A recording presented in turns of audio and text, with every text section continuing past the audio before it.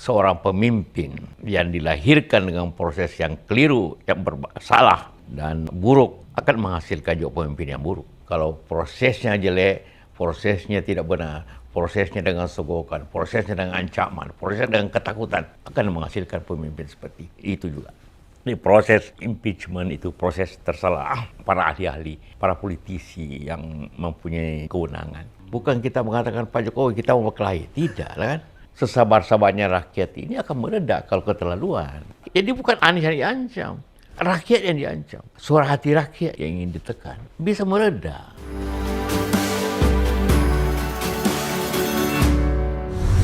Selamat datang di channel Abraham Samad Speak Up.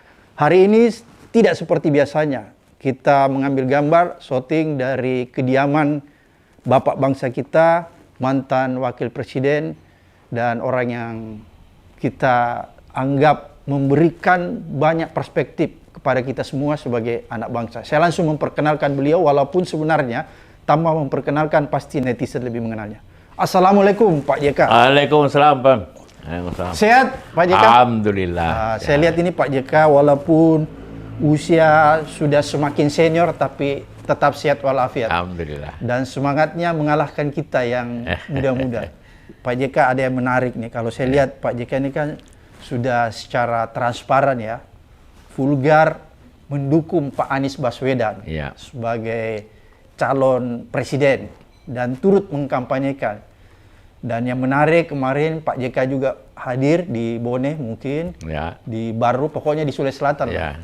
Dan menurut info yang kita terima katanya Bupati Baru itu juga mendapat tekanan sedikit. Ya, walaupun dari Nasdem. Ini yang menarik, Pak JK, karena beliau dari Nasdem, toh mereka masih bisa menekan. Dilarang hadir. Wah, dilarang hadir. Saya lagi berpikir nih Pak JK, jangan-jangan sekarang situasi seperti sekarang ini, para tokoh-tokoh maupun mungkin menteri atau pejabat-pejabat negara yang ingin ketemu Pak JK itu jadi ketakutan. Oleh karena itu, kira-kira menurut Pak JK apa yang sedang terjadi nih? Jadi saya takutnya orang akan jadi syirik, musyrik Pak JK. Nanti lebih takut kepada Pak Jokowi. Ya, silakan Pak JK. Iya, sekarang ini situasi sangat tidak baik atau buruk gitu kan. Di mana proses demokrasi untuk pemilu ini dibarengi dengan cara menekan, mengancam, menakutkan. Di samping dibarengi pula dengan politik uang yang luar biasa. Masif ya Pak JK? Masif luar biasa. Inilah proses yang sangat berbahaya untuk satu bangsa, termasuk apalagi kita yang bangsa yang besar. Karena seorang pemimpin yang dilahirkan dengan proses yang keliru, yang salah dan buruk, akan menghasilkan juga pemimpin yang buruk. Sama saja kalau Anda bikin kue, prosesnya tidak benar, tidak sesuai, maka kuenya juga pasti jelek. Jadi kalau ingin pemimpin yang baik, maka kita harus mempunyai proses yang baik. Ingin pemimpin yang jujur, harus proses yang jujur. Kalau prosesnya jelek, prosesnya tidak benar, prosesnya dengan sogokan, prosesnya dengan ancaman, prosesnya dengan ketakutan, akan menghasilkan pemimpin seperti itu juga. Dan ini tampaknya Pak JK ya, kalau saya lihat yang Pak JK sampaikan ini, kita semakin dipertontonkan kecurangan yang luar biasa ya Pak JK, masif, dan lebih ironis lagi karena kecurangan itu dilakukan oleh oknum-oknum aparat. Semua aparat digunakan ya. Aparat tentu ada garis lurus, ada perintah tentu dengan cara apapun. Sampai ke bawah. Kan ini masih betul. Dari atas sampai desa, lurah. Itu semuanya karena ketakutan. Semuanya karena ingin jabatannya jangan sulit. Inilah proses yang menurut saya berbahaya. Kalau kita lihat bahwa semua oknum aparat hampir dari atas sampai ke bawah yang seperti tadi Pak JK katakan sudah dikerahkan ya, kita bisa mengidentifikasi bahwa yang mengerahkan ini adalah penguasa tertinggi sehingga mereka takut ya. Ya tentu. Dan yang paling berbahayanya Pak JK, ketika aparat-aparat ini melanggar, kan semuanya sudah dilaporkan.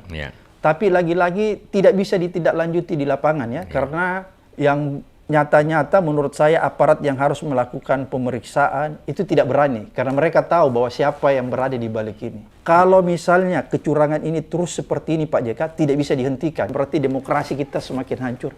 Kira-kira apa yang bakalan terjadi Pak JK? Yang terjadi ialah seperti saya katakan tadi, proses buruk akan menghasilkan buruk. Oke. Nah, proses dengan uang akan menghasilkan nanti lagi proses yang tentu mencari uang. Pemimpin yang korup ya? Oke. Pemimpin yang lakukan dengan otoriter, hasilnya dia pemimpin otoriter. Oke. Dan itu nanti bahayanya adalah dicontoh kepada yang lain. Nanti pilihan gubernur juga akan begitu. Oke. Pemilihan bupati nanti juga memakai proses itu. Oke. Memang akibat proses ini, maka tidak ada yang bisa menegur lagi siapa. Oke, Pak JK. Kalau Anda pejabat eselon 1, Anda diperintah, maka Anda tidak bisa menegur lagi dia. Kalau dia berbuat salah. Oke. Karena dia juga akibatnya seperti itu. Maka timbullah persekongkolan. Oke. Di mana-mana yang sulit dicegah. Oke. Pak JK, kalau misalnya ini terus-menerus sudah tidak bisa dicegah karena aparatnya sudah bermain, apakah memang diperlukan ya? Lagi-lagi sekarang kan sudah berkembang wacana pemaksulan, atau kalau kita lihat di media sosial ada tagar pemilu tanpa Jokowi. Artinya orang melihat bahwa kalau pilpres dan pemilu ini mau berlangsung jurdil, maka Pak Jokowi tidak boleh lagi hadir sebagai presiden untuk mengantar pilpres ini. Ini gimana wacana ini Pak JK? Pemilu tanpa Jokowi atau Jokowi harus dimaksurkan? Kalau itu proses, Proses. daripada hukum yang saya tidak mengerti secara luas. Tapi yang kita harapkan ialah pemimpin tertinggi bangsa ini, yang sekarang ini, kembali ke jalan yang benar. Itu saja kita harapkan. Ihdinas siratal mustaqim. Itu yang paling mudah. Dan bagi yang lainnya, tidak usah ikuti perintah yang salah. Selalu saya ingatkan, seorang pejabat tingkat apapun, selalu sumpahnya akan berlaku baik dan adil. Kalau tidak berkuali, berlanggar sumpah. Dan itu hukumannya neraka kalau sumpah. Karena sumpah di atas Al-Quran, di atas Bible. Ini proses impeachment itu proses tersalah. Para ahli-ahli, para politisi yang mempunyai juga kewenangan. Karena impeachment itu harus lewat DPR, lewat MPR, MA, lewat MK. Ada proses ya Pak JK? Ada proses, dan itu terserah lah. Tidak bisa kita mengatakan impeach hari orang itu, belum tentu. Jadi lebih kita mengharap, berdoa agar para pemimpin yang dipilih oleh rakyat itu kembali memperhatikan suara rakyat yang benar. Bahwa ada yang minta itu ya urusan lain lagi lah. Tapi kalau menurut Pak JK, kalau ada wacana, kan kemarin Pak Mahfud itu di kantornya menerima yang petisi 100 ya. Dan di dalam dialog itu kita lihat di berita bahwa Pak Mahfud bilang jalan pemaksulan untuk Pak Jokowi itu terbuka. Dan kita paham juga bahwa Pak Mahfud ini kan juga profesor tata negara ya. Jadi paling tidak mungkin Pak Mahfud melihat bahwa kondisi, situasi ini dan alasan-alasan hukumnya itu sudah terpenuhi. Mungkin kira-kira seperti itu ya. Kita dijamin oleh Undang Dasar, Undang-Undang bahwa selalu ada jalan apabila ada sanksi, apabila ada pelanggaran. Karena gitu. Anda bekas hakim. Hakim berangkat jaksa. KPK begitu kan? Iya Pak. Nah, karena itu maka kita pakai itu. Tidak ada hukum kan, tidak ada pelanggaran yang tidak ada sanksinya. Pak JK katakan bahwa sebagai pejabat itu kan ketika mau memulai atau dilantik selalu disumpah, baik pakai Al-Quran maupun pakai Bible. Kita tahu juga presiden juga demikian Pak JK ya, disumpah. Saya juga disumpah. Nah, Pak JK juga disumpah. Pak Jokowi juga disumpah. Tapi nyata-nyata faktanya sekarang ini kan apa yang dilakukan Pak Jokowi ini sepertinya sudah mengingkari sumpahnya. Apa yang terjadi nih Pak JK kalau seorang pejabat sudah mengingkari sumpahnya? Sumpah itu kan kena dua hal. Dunia akhirat. Dunianya formal dibacakan. Di muka MPR. Kedua, itu ada di undang-undang. Ya. Malah juru sumpah itu ada di undang-undang dasar. Oke. Jadi, tapi ada Al-Quran, itu artinya ada akhirat di situ. Oke. Nah, itu paling berbahaya sebenarnya. Karena itu harus disadari, siapapun kita. Jadi ini berbahaya sekali kondisinya Pak JK, seorang pejabat yang sudah diberikan amanah dan mengingkari sumpahnya. Ini berbahaya bagi kelangsungan negeri kita ya. Kira-kira seperti Ya pasti. Seperti katakan tadi, pemimpin yang dihasilkan dalam proses yang salah, pasti pemimpin juga akan membuat kepemimpinan yang keliru dan salah. Seperti pemimpin yang menyogok, dia pasti cari juga korupsi untuk membayar sogokannya. Oke. Kan dia begitu. Jadi dia akan menjadi pemimpin yang korup nanti Pak JK. Dia akan menjadi pemimpin korup apabila dia melaksanakan seperti itu. Pak JK, ini kan kalau kita lihat ya, semua orang tahu bahwa Pak Jokowi ini kan tadinya dari Solo ya. Terus masuk ke Jakarta jadi gubernur, tadinya orang banyak belum mengenal Pak Jokowi ini. Salah satu tokoh yang mempromosikan Pak Jokowi ini adalah Pak JK ke tingkat nasional. Karena banyak orang yang belum kenal siapa nih Pak Jokowi. Pak JK membawa dia di sini dan alhamdulillah berhasil jadi gubernur. Berarti pada saat itu Pak JK melihat nih karakter Pak Jokowi ya. Kalau menurut Pak JK, kenapa tiba-tiba Pak Jokowi ini berubah 180 derajat kira-kira dari kalau kita lihat? Iya, saya lihatnya waktu pemerintah di Solo dan juga pada waktu saya sama-sama seminar. Ini orangnya rendah hati, low profile, dan juga dia bisa memimpin suatu kabupaten atau kota. Maka menurut saya wajarlah dengan cara begitu dia memimpin suatu daerah, gubernur.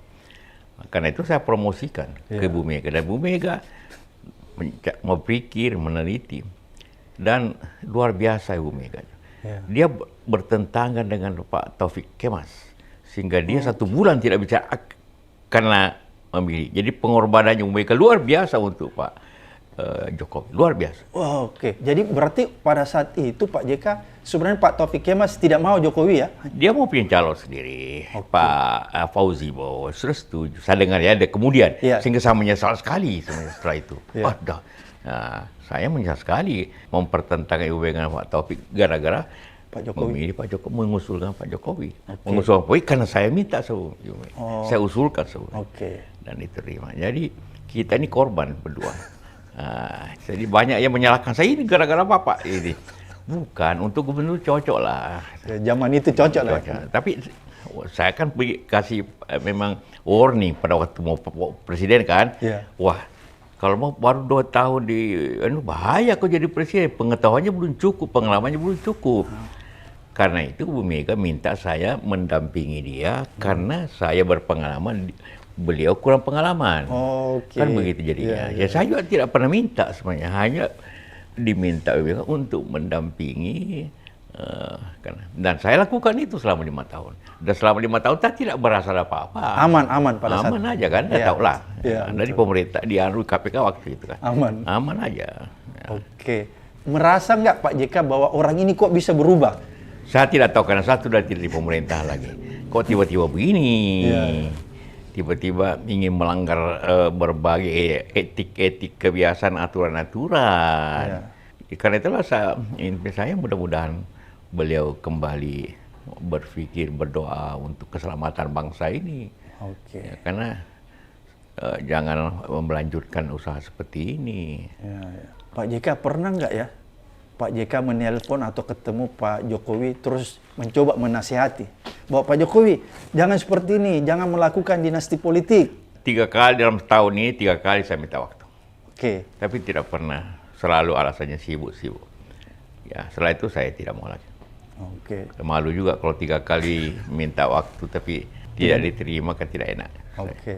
Jadi berarti ketika Pak JK punya inisiatif untuk memberi nasihat Pak Jokowi supaya tidak terlalu jauh menyimpang, Pak Jokowi menghindar ya, tidak memberi kesempatan. Saya tidak tahu menghindar, pokoknya 3 kali saya minta lewat seknek, lewat apa, sudah diterima. Pak JK, ini kan menarik kalau kita lihat media-media internasional ya, itu menyoroti apa yang dilakukan Pak Jokowi.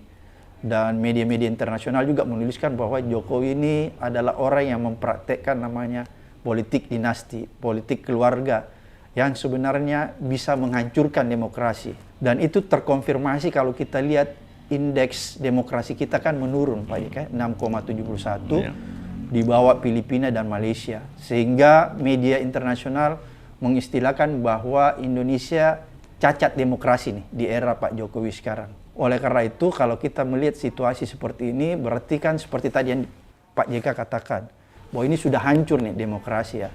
Karena semua hal yang seharusnya ditegakkan itu dilanggar oleh Pak Jokowi. Dan yang menarik Pak JK, sekarang 800 lebih kampus sudah mulai bergerak. Walaupun masih ada hambatan karena tetap bisa diintervensi oleh aparat hukum. Kalau misalnya kampus-kampus ini terus bergerak, ya, dan pada akhirnya susah lagi dibendung karena ada situasi yang mengharuskan masyarakat maupun adik-adik mahasiswa terus melakukan gerakan untuk mengoreksi pemerintahan Jokowi, apakah menurut Pak JK ini tidak menutup kemungkinan situasi tahun 1998 yang kita kenal dengan people power mungkin itu bakalan terjadi Pak JK? Situasi sekarang ini sebenarnya semua orang jengkel, semua orang marah, tiba terima. Cuma dalam istilahnya mereka diam. Silent majority. Silent sebenarnya yang terjadi. Kalau kita ketemu orang, semua tahu bahwa ini berbahaya. Jangan dibuat. Tapi kalau berlebihan, semua akan bergerak. Itu terjadi di mana saja di dunia ini seperti itu. Sini di Timur Tengah, di Filipina dulu, memang terjadi seperti itu. Itulah yang kita ingin hindari. Semoga ini tidak terjadi dengan kesadaran. Aparat tidak semua juga sebenarnya begitu, cuma karena perintah. Tapi yang kita harapkan yang dibawa-bawa mudah-mudahan katakanlah pejabat, polisi atau aparat pemerintah yang mudah-mudahan tidak usah ikut-ikutlah karena ini masih jauh mereka punya. Dan memang yang pemerintah memang mungkin sudah menikmati jabatannya sehingga dia ingin tetap di situ. Ini berbahaya untuk jangka panjang negeri ini. Nah, kalau itu terjadi seperti Anda katakan people power, terlalu banyak biayanya, ongkosnya untuk negeri ini. Keretakan apa, jangan terjadilah seperti itu. Tapi kalau silent majority tadi ini yang tidak bisa ada solusi, maka dia meledak gitu kan. Ini yang kita sama-sama hindari. Ini Anda yang lakukan dengan koreksi-koreksi supaya ini tidak terjadi kan. Bukan kita minta terjadi, tidak. Kita kepada seluruhnya. Mudah-mudahan apa yang kita bicarakan ini dia orang, oh iya jangan bahaya lah. Mari kita sadari itu. Bukan kita mengatakan Pak Jokowi kita mau berkelahi, tidak kan. Atau siapapun Pak Kapolri atau Pak Kapolri, kita siap berkelahi, bukan. Kita ingin saja menjelaskan ini agar jangan terjadi. Ya, tapi kalau tidak ada kesadaran, ya bisa terjadi. Ya kan? Itu yang sebenarnya apa yang kita harapkan seperti itu. Ya, dan memberikan kejelasan. Kalau Anda memilih pemimpin dengan cara yang keliru, hasilnya juga pasti keliru. Lah makin berbahaya. Pak JK, ini kan tadi kita tidak menghendaki itu terjadi Pak JK. Kan biasanya situasi seperti itu di negara-negara manapun kalau terjadi namanya reformasi, people power, itu selalu disebabkan oleh tersumbatnya saluran demokrasi. Saluran demokrasi itu misalnya tersumbatnya saluran demokrasi yang harus diperankan oleh parlemen. Itu tersumbat, parlemen tidak melakukan. Saya ingin kembali, kalau misalnya parlemen tidak merespon ya, wacana, katakanlah wacana impeach, pemaksulan yang akhir-akhir ini digaungkan oleh masyarakat karena masyarakat melihat bahwa ada alasan. Pertama, mereka melihat presiden ini sudah jauh menyimpang, ada cawe-cawe dalam soal pemilu, melibatkan keluarga lewat MK. Itu kan nyata-nyata semua pelanggarannya ya Pak JK ya. Belum lagi pelanggaran-pelanggaran yang tidak bisa dilihat secara kasat mata sehingga muncullah wacana pemaksulan agar pemilu ini berjalan jurdil, sebaiknya Jokowi dihentikan. Kalau ini tersumbat Pak JK salurannya, karena kita lihat tadi Pak JK bilang kalau impeach ujungnya pemaksulan itu kan prosesnya panjang Pak JK dan tidak mudah. karena melibatkan parlemen, kemudian juga melibatkan MK dan lain-lain sebagainya. Kalau ini semua tersumbat kan nanti rakyat itu menemukan jalannya lewat tadi yang seperti kita bilang people power atau reformasi. Di negara-negara lain juga begitu. Kalau tersumbat akhirnya jalannya. Oleh karena itu Pak JK, apakah perlu pimpinan-pimpinan partai besar paling tidak sedikit bisa merespon wacana pemaksulan? Karena kalau mereka langsung menutup pintu itu, kita khawatir nanti rakyat, mahasiswa menemukan jalannya seperti yang tadi kita lihat. Ada reformasi, ada people power. Padahal Pak JK bilang, kalau itu terjadi kan lebih berbahaya, lebih beresiko, lebih tidak berbahaya kalau pemaksulan. Kira-kira bagaimana Pak JK? Sebenarnya jalur informasi atau suara tidak tersumbat. Buktinya kita bisa bicara begini. Oh, oke, ini menarik. Tidak ada yang tangkap Anda kalau keluar rumah, tidak ada yang tangkap Anda kan. Mudah-mudahan tidak ada Pak JK. Mudah-mudahan ya. Jadi cuma tidak dihirau. Oh, diabaikan kita. Diabaikan. Oke. Tidak ada sama di DPR. Di DPR juga semua situasi nyaman, zona aman sudah. Oke. Kalau Anda menjadi anggota DPR, sudah keenakan semua Pak JK. Sudah nyaman, sudah nyaman. Di pejabat lain juga sudah masuk zona aman, kan tidak ada yang bisa tegur, kan di atas juga berbuat yang sama. Oh, oke. Ya kan? Nah, zona nyaman ini tidak mau diganggu, karena itu tidak hirau. Oke. Dilarang dengan cara yang berbeda. Cara berbeda seperti BEM UI, tiba-tiba dituduh berbuat kekerasan seks. Apa ya? Tiba-tiba orang tuanya didatangin di mana-mana. Jadi orang takut berbicara. Nah, itu silent majority gimana? Jadi pemilu juga nanti bisa hasilnya berbeda dengan selalu survei itu. Oke. Kan yang disurvei bisa saja rakyat yang mungkin takut ditanya, ya sudah. Jadi jangan orang bersandar kepada hasil survei karena silent majority ini kemana? Dia belum bersuara. Belum bersuara. Oke. Belum bersuara. Jadi, tapi saya lihat contohnya di VI media, medsos, contohnya saya lihat utusan muslimat dari Jawa Timur, walaupun kita tahu, walaupun tidak nampak ya, tapi karena Ibu Hovifa akan segera menjadi tim sukses Prabowo, maka dia tentu ulang tahun itu bagus lah, saya juga orang NU, jadi kita bangga juga. Tapi mereka tak mengatakan iya apapun anunya dorongannya kita tetap nomor satu. Yang ini kereta itu kan, jadi itu yang begitu banyak itu. Silent majority ya? Ya, jamaah-jamaah dari Sulsel yang diangkut dengan datang dengan Hercules, dia luar biasa kan penghormatannya. Jadi mau hadiri saja ulang tahun NU. Dianu dengan Hercules, jemput, luar biasa. Ya kita juga senang. Tapi tetap nomor satu.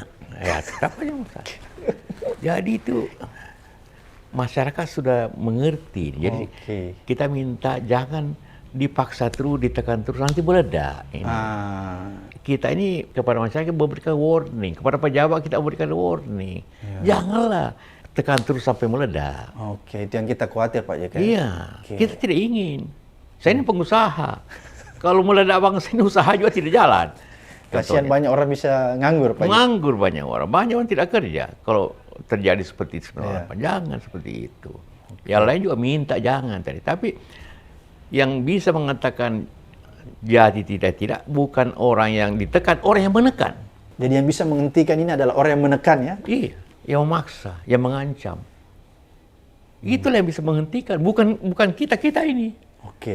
Kita hanya membuka persoalannya bahwa jangan begitu, karena yang begitu Anda sentuh masyarakat terlalu, rakyat yang sabar ini ditekan terus, sesabar-sabarnya rakyat ini akan meledak kalau keterlaluan. Mungkin dia terima uang, tapi apa sih arti 100.000 apabila kemerdekaannya, pemilihannya didikte? Yang bagi dia udah paham juga masyarakat itu. Nah ini yang kita memberikan suara kepada masyarakat juga, tentu yang pihak yang menekan agar berhentilah. Kalau meledak ini bahaya. Kalau dia meledak Pak JK, dia lebih berbahaya nggak dari tahun 98? Ya, mungkin sama saja lah. Sama saja ya. Tapi 98 efeknya puluhan tahun, jangan lupa. Ya. Ekonomi kita rusak sedemikian rupa karena bertepatan dengan krisis ekonomi ya. Ada pengusaha pada ketakutan, apalagi investor tidak akan kita dijauhi oleh dunia ekonomi dunia, kita jauhi, takut. Maka akan berakibat lagi yang lebih jauh. Padahal sebenarnya buat apa ketakutan? Buat apa maksa? Toh survei sudah mengatakan nomor 2 hampir menang. Kenapa mesti ditakuti ini Anies yang selalu dianggap hanya 20%, 18%. Kenapa mesti takut kan? Kalau betul ya? Kalau betul. Dia bertanya, dia merasa tidak betul ini. Nggak betul surveinya Pak JK. Kalau memang 18 buat apa takut? Senang-senang aja duduk-duduk. Santai-santai aja. Tapi tetap saja. Kakak daerah semua dibersihkan, lurah kebersihkan, bupati, gubernur pergi semua daerah. Kenapa mesti takut gitu? Di mana-mana berlebihan sudah. Kalau berlebihan, siapapun yang berlebihan, kita minum teh kalau berlebihan gulanya juga bahaya. Kita apapun berlebihan salah. Pak JK ini kan tadi menarik, Pak JK bilang semua sudah ditekan dan semua orang sudah merasa takut. Tadi BEM itu ya, kita lihat BEM-nya UI, BEM-nya UGM, itu kan sudah ditekan orang tuanya. Pejabat-pejabat yang mau hadir, mau datang ketemu Pak JK juga jadi ketakutan semua nih kelihatannya. Apakah model-model meneror seperti ini kan seperti yang pernah terjadi di Orde Baru ya Pak JK ya? Apakah kalau menurut Pak JK melihat situasi sekarang ini lebih parah daripada Orde Baru? Orde Baru sebenarnya tidak ada pemaksaan. Yang dibuat ialah sistem. Sistemnya ya? Sistemnya dikelola sehingga terpaksa orang ikut. Contohnya, partai hanya boleh 3. Pegawai negeri semua harus Golkar. ABRI mendukung Golkar. Sistemnya yang dibuat. Sehingga orang terpaksa. Kalau sekarang ini karena sistemnya terbuka, tapi pemaksaannya jangan terbuka. Jadi lebih mahal ongkos yang sekarang ini. Lebih mahal. Lebih mahal dan lebih berbahaya kalau menurut Pak JK? Lebih berbahaya, bisa menimbulkan tekanan. Jadi sekarang ini pemerintahan sekarang lebih berbahaya daripada Orde Baru ya kalau menurut Pak JK? Ya akibatnya lebih berbahaya. Akibatnya. Karena juga dalam keadaan di mana sistem informasi terbuka. Zaman Orde Baru tidak. Yuk pegang kiai, orang pegang kepala daerah, ya selesai. Kalau sekarang tidak, semua orang bisa baca. Di medsos, di mana, berita, di TV, buka. Jadi, apapun yang dibuat seorang desa, pejabat-pejabat daerah yang ada di Batubara itu, di Kalimantan, kecamatan, itu langsung seluruh Indonesia tahu. Dulu tidak. Benar. Nah, itu bahayanya sekarang. Jangan mencoba begini, ada yang batok, ini tidak benar, ini tidak netral.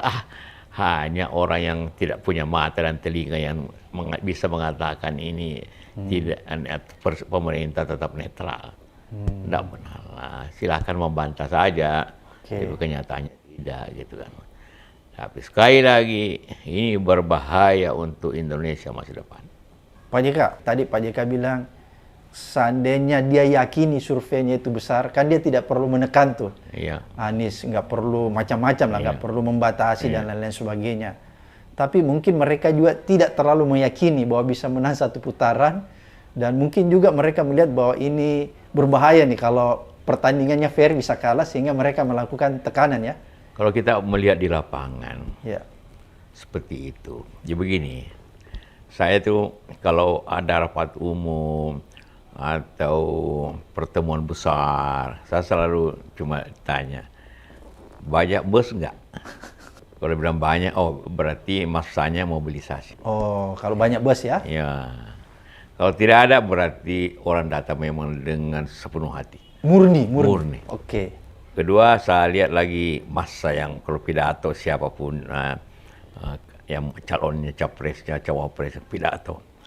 Kalau massa itu emosional, berteriak apa itu penuh dengan emosi, semangat. Itu murni itu. Tapi kalau hanya begini saja, Joget-joget. ada komando.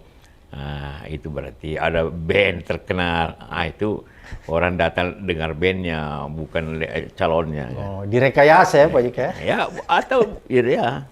Ya kita lihat ya seperti itu. Nah, kalau dasarnya itu memang luar biasa. Oke. Perbedaannya. Oke. Jadi kalau Pak JK lihat Capres Anies yang datang nomor 1 itu lebih natural ya, lebih asli masa yang datang. Ya, sangat emosi masyarakat itu. Oke. Sangat antusias. Oke. Jadi meyakinkan ya, tidak ada rekayasa, tidak ada mobilisasi, tidak ada pembagian baju kaos, tidak ada pesta sembako atau pamer sembako, tidak ada. Tidak ada pembagian susu Tidak ya? ada. Oke. Ya, karena memang tidak punya. Tidak cukup dana. Iya, nggak cukup dana Pak JK. Itu gambar-gambar saja di pinggir jalan kan hampir tidak ada itu. Nomor 1. Dana dari mana? Ya. Paling Pak JK aja menyumbangnya. Ya teman-temannya kumpul-kumpul aja. Kumpul-kumpul saja. Tapi masyarakat bergerak. Oke. Masyarakat bergerak sendiri, dia bikin poster sendiri. Mau cetak pun tidak cukup. Nggak cukup duit ya Pak JK. Iya, apalagi jadi saksi. Tapi begitu di daerah, begitu tahu tidak ada logistik untuk saksi, datang semua relawan. Relawan dari organisasi, jamaah-jamaahnya, majelis talim, ingin jadi saksi. Tanpa harus dibayar. Tak mau dibayar. Mereka Oke. akan bikin dapur umum. Luar biasa masyarakat itu. Inilah tentu yang ditakuti. Oke. Tapi bagaimana? Ini kemauan masyarakat sendiri. Dan itu memang keikhlasan itu. Itu saya kira yang ditakuti. Yang ditakuti suara hati rakyat yang mereka takuti. Bukan Anies yang ditakuti. Suara hati rakyat yang ingin dipendam. Nah, inilah bahayanya. Kalau ditakuti rakyat, jadi bukan Anies yang diancam. Rakyat yang diancam. Suara hati rakyat yang ingin ditekan. Nah, kalau ini suara hati yang ditekan terus. Nah, seperti kita tadi bisa mereda. Janganlah terjadi ini. Oke. Karena mau jalan demokrasi, ya tidak bisa juga seperti yang Anda katakan. Mau lapor kemana? Iya. Nggak mungkin. Nggak Semua sudah dipegang. Dipegang. Jadi itu bahayanya Pak JK ya? Ya. Pak JK ini kan menarik kalau kita lihat akhir-akhir ini ada berita yang menyatakan ini Pak Jokowi ini sudah mulai gelisah nih kayaknya. Dia sudah mungkin tidak terlalu yakin seperti tadi yang Pak JK bilang, tidak terlalu yakin lagi bisa menang 1 putaran, sehingga dia mulai kembali, kalau kita baca di berita, ingin ketemu dengan Ibu Mega. Apa betul itu Pak JK? Saya tidak tahu. Cuma sama-sama kita baca aja. Mungkin saja. Tapi saya tahu betul Ibu Mega. Orang Mega itu lurus dan dia itu sangat demokratis. Oke. Tapi apabila ada orang yang berbuat mengkhianati dia, itu akan lama dia ingat. Lama diingat ya? Lama dia ingat. Dan konsisten itu. Konsisten. Sudah berapa puluh tahun Pak SBY dia tidak mau bicara. Ya. Sudah 20 tahun kan. Padahal kesalahannya Sampai SBY sekarang. cuma kecil ya? Iya, kecil. Dan tidak mengkhianati Bu Mega. Cuma Bukan- tidak minta izin aja. Kalau ini mengkhianati berarti lebih parah Pak JK? Mengkhianati lah sikatan, didukung sedemikian rupa, sekeluarga, tiba-tiba melawan yang dukung. Iya kan? Kalau saya juga melawan Bu Mega, bisa lapor beliau. Saya minta izin dengan hormat kepada beliau. Dia tidak marah. Jadi selama Ibu Mega diperlakukan dengan baik, dia akan memperlakukan kita dengan baik. Itu beliau itu. Sangat-sangat hormat karena itu. Nah, kalau diperlakukan tapi tidak baik, dia akan punya seumur hidup. Itu bahayanya. Ya, ya. Tapi kalau Anda perlakukan beliau dengan sopan, etika, dia akan ingat juga seumur hidup. Nah, itu beliau. Sangat konsisten orangnya. Konsisten Pak. Dan menjaga konstitusi Pak JK ya? Iya, punya konstitusi. Karena kan tadinya yang kita tahu bahwa ini kan sebelum dinasti keluarga dimainkan, sebelum Gibran dipaksa lewat MK, kan upaya Pak Jokowi itu pertama minta 3 periode. Kemudian perpanjangan ya Pak JK ya. Tapi itu ditolak semua sama Ibu Mega tuh. Ibu konsisten kepada konstitusi. Sebenarnya ya, dinasti itu tidak terlarang. Oke. Selama prosesnya baik. Tidak melanggar. Tidak melanggar aturan. Oke. Di Singapura juga Lee Kuan Yew, Lee Hsien Loong anaknya. Oke. Karena prosesnya baik. Fair. Pak. Fair. Oke. Nggak salah. Nah, yang salah di sini prosesnya. Oke. Maka karena memaksakan dinasti. Memaksakan dinasti dan menginjak-injak konstitusi apa ya? Iya, bukan menginjak-injak, katakanlah prosesnya yang. Oh, prosesnya.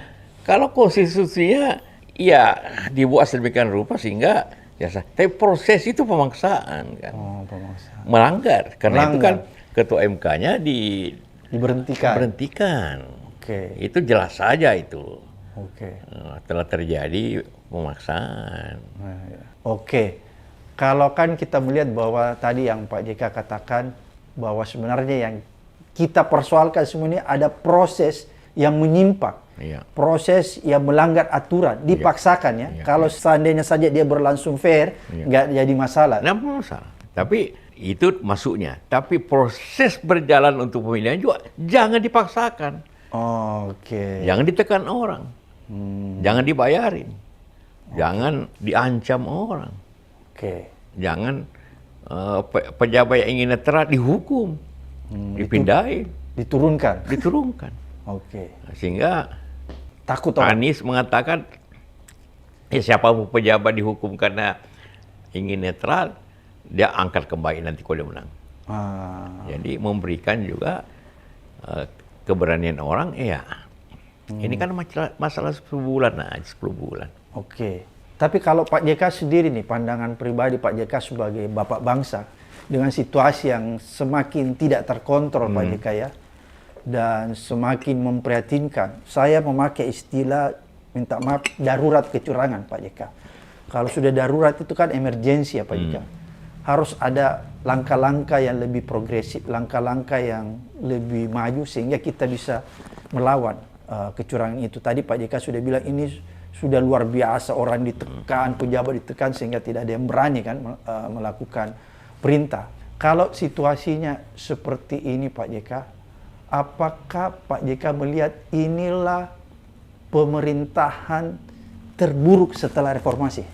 Ya, terburuk dalam arti kata tidak sesuai dengan aturan, sesuai dengan sumpah, tidak sesuai dengan etika.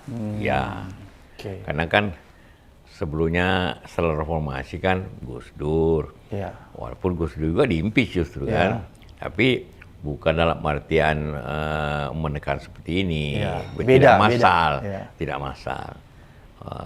Ibu Mega seperti katakan tadi cukup baik, tidak membuat tidak merusak demokrasi.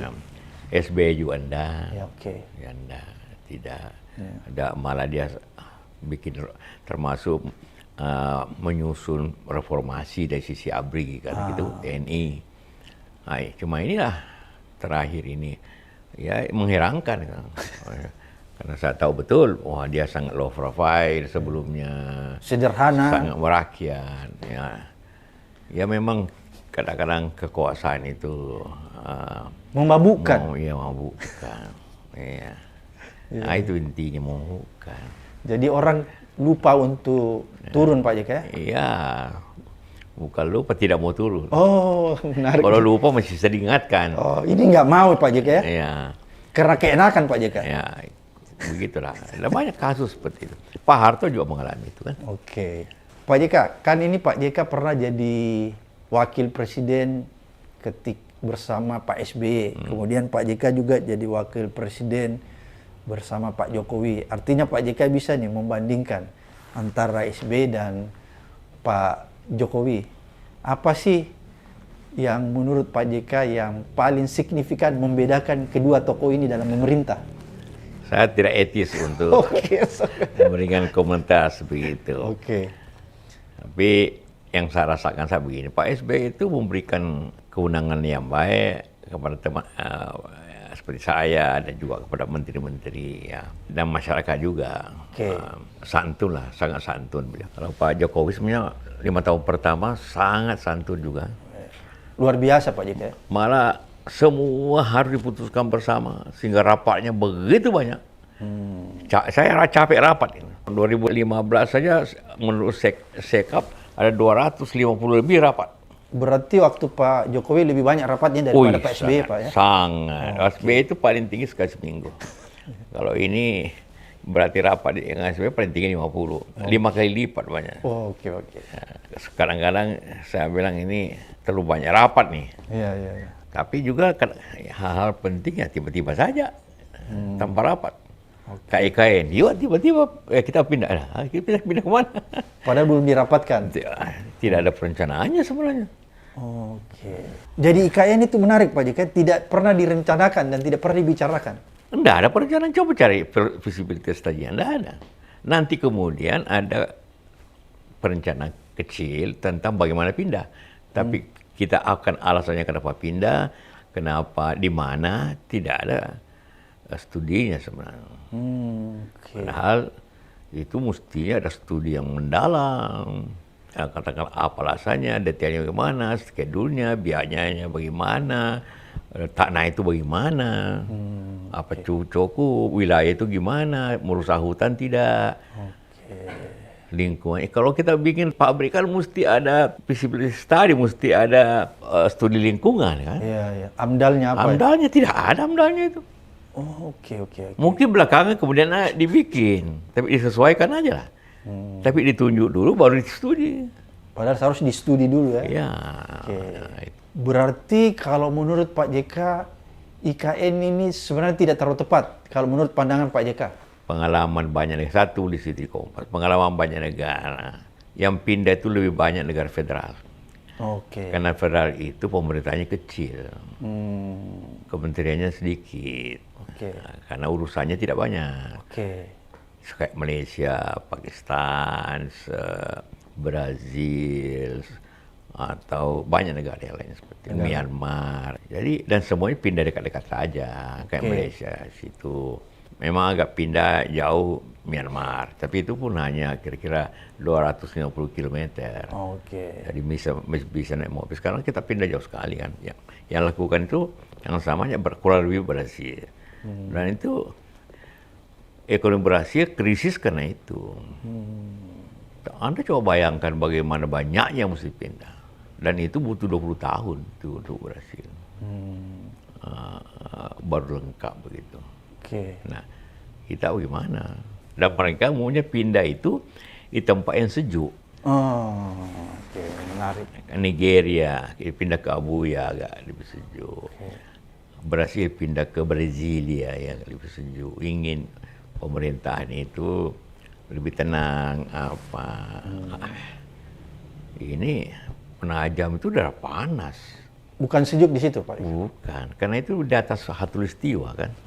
Di bawah Khatulistiwa. Walaupun sebenarnya banyak pohonnya, tapi nggak termasuk daerah sejuk ya? Iya, memang iklimnya memang begitu. Di bawahnya batu bara kan. Jadi tetap panas ya Pak JK? Iya, kalau menurut beberapa gubernur yang hadir dalam suatu upacara di sana, itu kayak sandwich. Dia bilang. Sandwich itu panas bawah, panas atas, panas bawah. Jadi siapa yang mau tinggal ke situ nanti? Ya mungkin Pak Jokowi tentu silakan. Ya karena katanya nanti 17 Agustus sudah direncanakan di sana. Tapi upacaranya. Upacaranya. Ya. Pengalaman di Korea sudah 20 tahun tidak ada yang pindah. Hanya beberapa kementerian pindah, tapi mereka sendiri menolak pindah. Sehingga kotanya beberapa kementerian dibangun, tidak ada yang tempat. Walaupun dekat, hanya 100 kilo dari Seoul. Tidak ada yang mau pindah-pindah. Jadi terbengkalai bisa gitu. Itu dapat dilihat dari pernyataan Gubernur Heru DKI. Kalau yang punya prestasi jelek akan dipindahin. Jadi nanti kalau begitu cara berpikirnya pemerintah itu, maka ibu kota baru adalah kumpulan orang-orang jelek. Walaupun dibantah kemudiannya bahwa jangan begitu, dikritik lah. Masa orang pindah ke ibu kota hanya orang hukuman. Orang yang kena sanksi. Jadi pikirannya, jadi itu kan berarti berpikirnya begitu, bahwa ini susah daerah itu.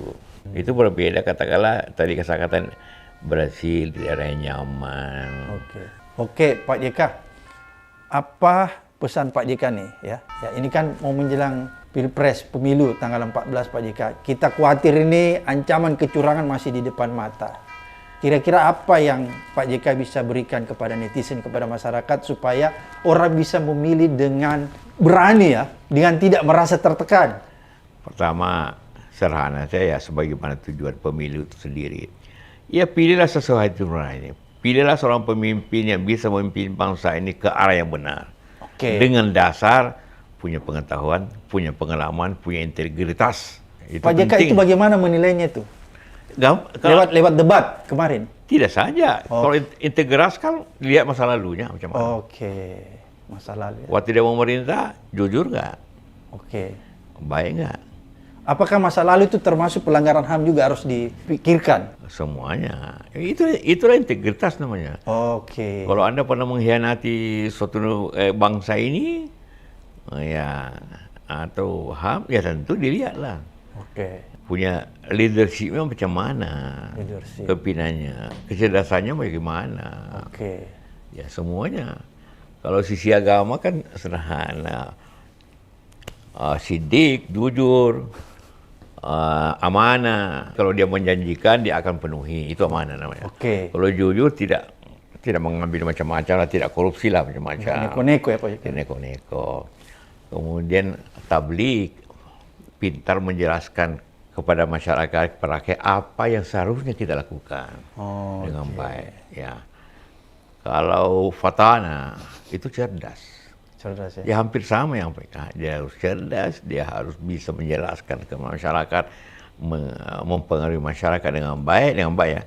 Kemudian dia harus amanah, apa yang dikatakan akan dilakukannya. Oke. Kemudian jujur. Jujur. Ya.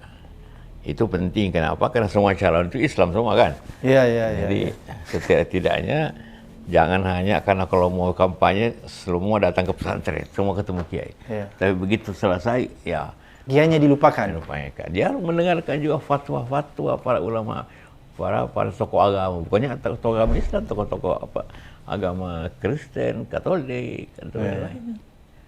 Nah, supaya tetap bangsa ini memegang tinggi etika dan moral. Oke. Berarti pemimpin yang tidak punya etika dan moral jangan dipilih. Ya tentu.